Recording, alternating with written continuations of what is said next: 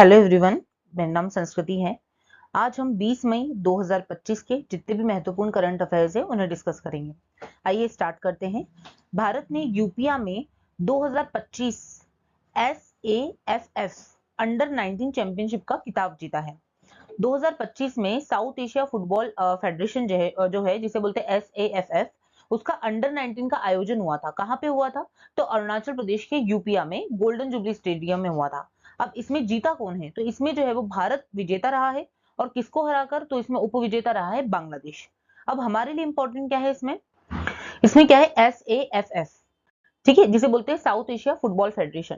South Asia football federation क्या है? ये दक्षिण एशियाई देशों का एक क्षेत्रीय फुटबॉल संघ है। इसकी स्थापना 1997 में की गई थी। अगर हम इसके हेडक्वार्टर की बात करें तो इसका हेडक्वार्टर कहां पर है? ढाका, बांग्लादेश में इसका हेडक्वार्टर है। इसके हम सदस्य की बात करें साउथ एशियन फुटबॉल फेडरेशन की, तो इसमें भारत, बांग्लादेश, नेपाल, भूटान, मालदीव, पाकिस्तान और श्रीलंका के राष्ट्रीय फुटबॉल महासंघ इसमें शामिल होते हैं। तो दो इसमें हमको चीजें पता चली। एक तो SAFF का अंडर 19 चैंपियनशिप कहां पे आयोजित हुआ था? अरुणाचल प्रदेश में। ठीक है, दूसरा कौन विजेता रहा? तो भारत विजेता रहा बांग्लादेश को हराकर। और तीसरा SAFF के बारे में हमने जानकारी ले ली कि इसकी स्थापना हुई थी 1997 में, मुख्यालय ढाका में है। इसमें मेंबर कंट्री कौन कौन सी है ये हमने समझ लिया। आगे बढ़ते हैं। अब देखते हैं ऑपरेशन ओलिविया। ऑपरेशन ओलिविया क्या है? तो मैं बता दूं कि ऑलिव रेडेड टर्टल जो होते हैं वो हर साल उड़ीसा के जो है वो तट पे आते हैं। गहीर माता जो तट है तो वहां पर आते हैं। ठीक है, तो उनके संरक्षण के लिए जो है वो ऑपरेशन ओलिविया चलाया गया है। भारतीय तटरक्षक बल इनके द्वारा जो है वो ऑपरेशन ओलिविया चलाया गया है 6.98 लाख से ज्यादा कछुओं को संरक्षित करने के लिए। हर साल ये जो मिशन है वो ओडिशा के तट पर चलाया जाता है नवंबर से मई तक। ठीक है, ऋषिकुल्या नदी के मुहाने पर रिकॉर्ड संख्या में घोंसले बनाना आईसीजी के संरक्षण प्रयासों में से एक है। आईसीजी मतलब इंडियन कोस्ट गार्ड, ये भारतीय तटरक्षक बल है, उन्हीं के द्वारा चलाया गया है ये ऑपरेशन ओलिविया।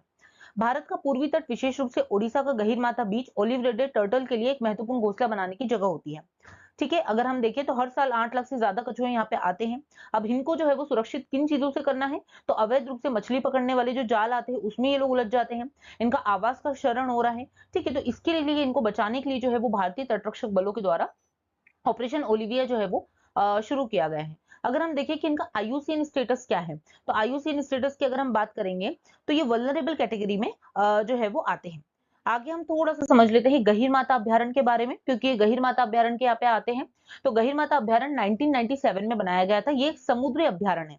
ठीक है, अगर हम देखें तो विश्व का सबसे बड़ा ऑलिव रेडले टर्टल का प्रजनन स्थल है, क्योंकि 8 लाख से ज्यादा अगर ऑलिव रेडले टर्टल आते हैं तो प्रजनन के लिए आते हैं यहाँ पे। ठीक है, तो सबसे बड़ा प्रजनन स्थल है विश्व का। इसके अलावा यहाँ पे डॉल्फिन, मगरमच्छ, समुद्री मछलियां, प्रवाल भी पाए जाते हैं। स्थान मैंने अभी बताया जो भीतरकनिका नेशनल पार्क है उसी के पास स्थित है गहीर माता समुद्री अभ्यारण्य। तो अभी गहीर माता अभ्यारण्य की बात करेंगे तो 1997 में इसे समुद्री अभ्यारण्य घोषित किया है।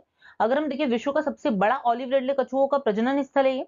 और स्थान हमने देख लिया कि भीतरकनिका नेशनल पार्क के पास स्थित है। तो अभी हमने इसमें इस पूरी न्यूज में क्या क्या इन्फॉर्मेशन ली कि पहला तो ऑलिव रेडले टर्टल जो है वो कहाँ पे आते हैं प्रजनन के लिए? तो हमने देख लिया कि ओडिशा के पूर्वी तट पे। दूसरा हमने क्या देखा इसमें कि ऑलिव रेडले टर्टल का आईयूसीएन स्टेटस क्या है, तो वल्नरेबल कैटेगरी में आते हैं। तीसरा हमने गहीर माता अभ्यारण्य के बारे में देखा कि ये 1997 में बना था, एक समुद्री अभ्यारण्य है। और चौथा हमने देखा कि भीतरकनिका नेशनल पार्क के पास स्थित है। मतलब हमें ये भी पता चल गया कि भीतरकनिका नेशनल पार्क कहाँ पे? उड़ीसा में है। इस प्रकार ये न्यूज हमने कंप्लीट करी। आगे बढ़ते हैं। अब देखते हैं कि सागर में सम्मान स्कीम। सागर में सम्मान स्कीम क्या है? तो भारत सरकार ने समुद्री क्षेत्र में महिलाओं की भागीदारी को बढ़ाने के लिए सागर में सम्मान स्कीम जो है वो शुरू की गई है। अगर हम इस स्कीम की बात करें कि किसने से लॉन्च किया गया है, तो केंद्रीय पोत परिवहन, जहाजरानी और जलमार्ग मंत्री जो है उनके द्वारा इसे लॉन्च किया गया है। ये योजना का उद्देश्य क्या है? तो भारत में पहली बार मनाए गए अंतर्राष्ट्रीय महिला समुद्री दिवस के मौके पर इसे शुरू किया गया है। और इसका उद्देश्य क्या है कि समुद्री क्षेत्र में काम, क्योंकि हम जब जानते हैं कि महिलाओं का जो है वो इसमें योगदान इन क्षेत्रों में थोड़ा कम है। ठीक है ना, उन्हें मौका नहीं मिलता है इन क्षेत्रों में, इसलिए उनको जो है वो उनकी भागीदारी बढ़े, इसलिए जो है वो ये शुरू किया गया है। तो समुद्री क्षेत्र में काम करने वाली महिलाओं के योगदान के लिए उन्हें सम्मान दिया जाएगा। ये है सागर में सम्मान स्कीम। आगे बढ़ते हैं। आगे बढ़ते हैं, हम देखते हैं 58वां ज्ञानपीठ पुरस्कार। 58वां ज्ञानपीठ पुरस्कार क्या है? तो राष्ट्रपति द्रौपदी मुर्मू ने जो है वो 58वां ज्ञानपीठ पुरस्कार जो है वो प्रदान किया गया है। दो लोगों को मिला है, एक तो जगत गुरु रामभद्राचार्य जी को, और दूसरा जो है वो गीतकार है गुलजार साहब, इन्हें मिला है। ये 2023 का है पर अभी 2025 में ही मिला है। ठीक है, अब थोड़ा सा हम समझ लेते हैं रामभद्राचार्य। तो रामभद्राचार्य जो है वो क्या है? एक संस्कृत विद्वान और एक हिंदू आध्यात्मिक नेता है।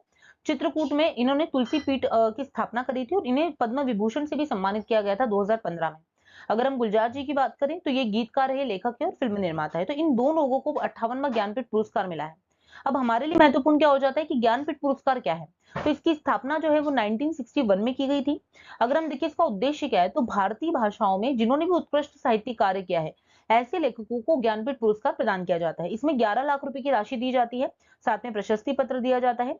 भारतीय भाषाएं क्या है, तो संविधान की 8वीं अनुसूची में जितनी भी भाषाएं शामिल है, ठीक है, उन्हें जो है वो ये पुरस्कार प्रदान किया जाता है। योग्यता क्या है कि लेखक का भारतीय होना जरूरी है और साहित्यिक क्षेत्र में महत्वपूर्ण योगदान देना आवश्यक है। पहले पुरस्कार विजेता कौन थे, तो मलयालम लेखक थे जिनका नाम था श्रीजी शंकर कुरुप। उनको ये जो है वो ज्ञानपीठ पुरस्कार प्रदान किया गया था। ठीक है, आगे बढ़ते हैं। अब देखते हैं कि मल्टी एजेंसी सेंटर क्या है। तो केंद्रीय गृह मंत्री है अमित शाह जी, उन्होंने पुलिस महानिदेशक से मल्टी एजेंसी सेंटर के माध्यम से पर्याप्त जानकारी और कार्रवाई योग्य इनपुट साझा करने को कहा है। ये मल्टी एजेंसी सेंटर क्या है, हमारे लिए ये इंपॉर्टेंट है। तो ये क्या है, ये आईबी यानी कि जो इंटेलिजेंस ब्यूरो है उसके अंतर्गत एक सामान्य आतंकवाद रोधी ग्रिड है। ठीक है, जहां पर क्या है, जितनी भी आतंकवाद से रिलेटेड जो है वो सूचनाएं यहाँ पे साझा की जाएगी। 2001 में जो कारगिल युद्ध हुआ था, 2001 में कारगिल युद्ध के बाद जो है वो इसे क्या किया गया, क्रियाशील किया गया है, जिसमें विभिन्न एजेंसियों के बीच में जो खुफिया जानकारी है वो इस सेंटर के माध्यम से आपस में जो है वो साझा की जाएगी। इस प्रकार आज की जितनी भी इंपॉर्टेंट न्यूज थी वो हम लोगों ने कवर की है। यदि आपको ये लेक्चर अच्छा लग रहा है तो आप ज्यादा से ज्यादा लोगों को शेयर कर सकते हैं, लाइक करें और चैनल को सब्सक्राइब करें।